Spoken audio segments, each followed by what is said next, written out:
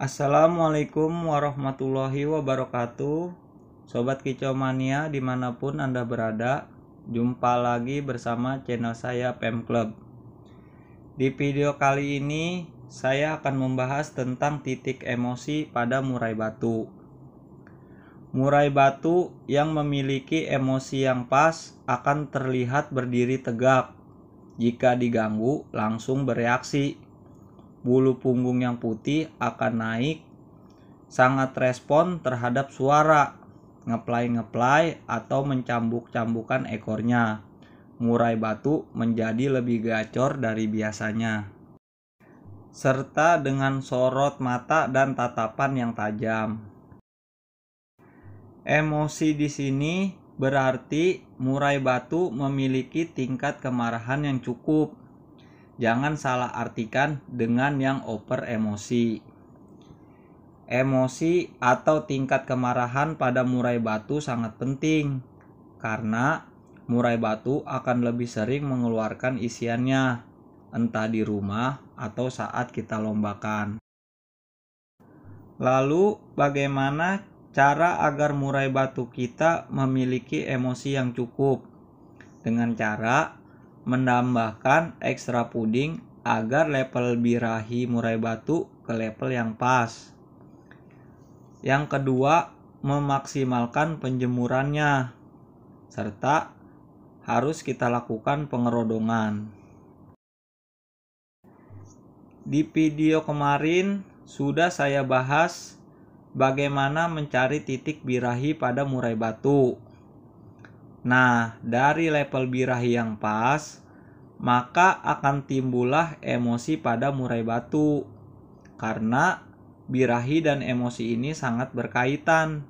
Antara birahi dan emosi harus seimbang, agar murai batu memiliki mental serta fighternya menjadi bagus. Perhatikan murai batu saat di rumah. Apakah murai batu sering mengeluarkan tembakan? Jika tidak, maka perhatikan apakah saat mendengar suara bising dia mau nembak. Apakah emosi tersebut hanya akan keluar saat bertemu lawan?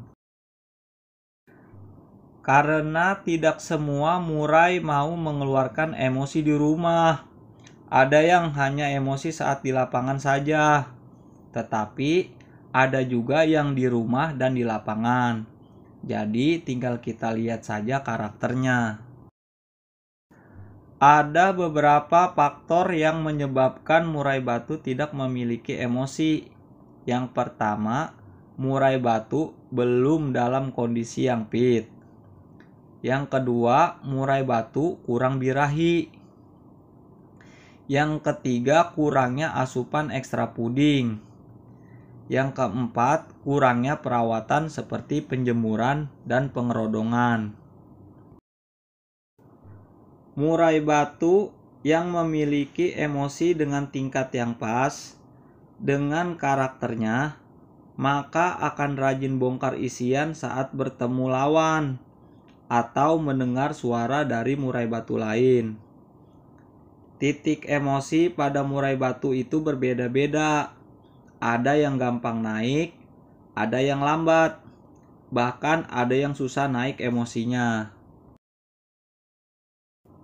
Ada beberapa cara untuk meningkatkan emosi pada murai batu yang kita rawat. Yang pertama, mendongkrak birahi si murai batu tersebut dengan pemberian ekstra puding. Yang kedua, memaksimalkan penjemuran. Yang ketiga, lakukan pengerodongan.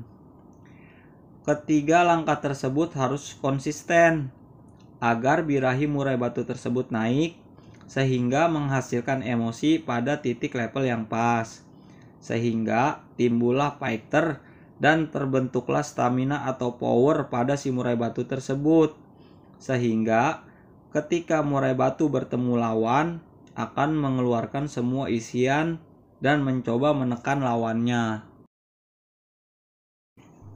Emosi pada murai batu juga berkaitan dengan mental pada si murai batu tersebut.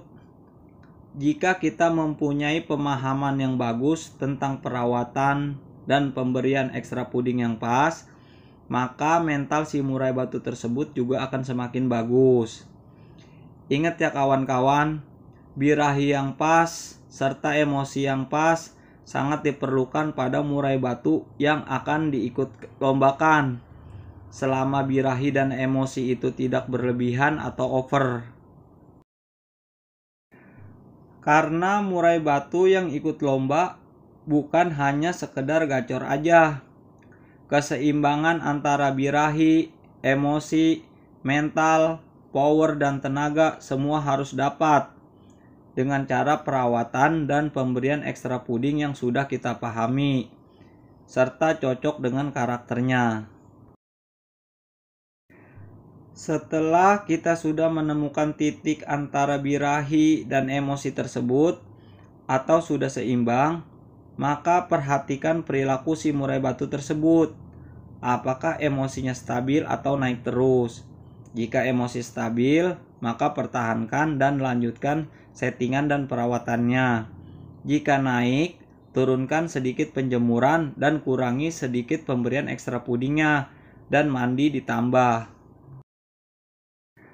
Karena sebelum lomba yang harus kita lakukan adalah pengamatan birahi, emosi, serta fighter atau mental pada si murai batu tersebut.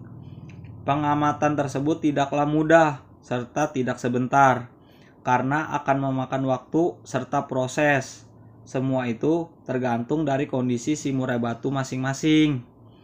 Ada yang langsung kondisi, ada yang sampai berminggu-minggu, bahkan sampai berbulan-bulan. Lakukan secara sabar, konsisten, serta pemahaman. Apa yang harus ditambah, apa yang harus dikurangi. Tahap apa dulu yang harus dilakukan. Jika Sobat Kicau Mania ada yang kurang mengerti, silakan komen di bawah video ini. Oke Sobat Kicau Mania, mungkin ini saja pembahasan yang bisa saya sampaikan. Semoga video ini bermanfaat bagi kita semua. Setiap perawat burung mempunyai trik dan caranya masing-masing untuk menjadikan burungnya berprestasi. Selamat mencoba dan selamat mencetak burung juara. Wassalamualaikum warahmatullahi wabarakatuh.